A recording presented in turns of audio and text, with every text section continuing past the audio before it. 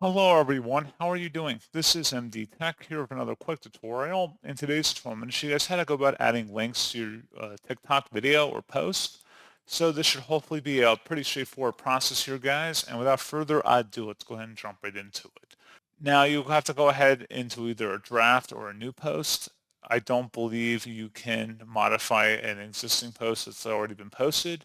But if you already had like a draft, for example, if we open it up, so if you select add link and you click on that, it'll give you some very limited options here, such as if you want to add a event link to your video, live events, books, or if there are subscription options. So if you want to have viewers subscribed, you can add a subscription link basically.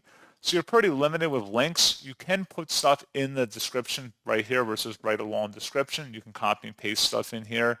You can put tags and mentions and stuff, but in terms of full links, you're pretty limited to what you can actually include in TikTok.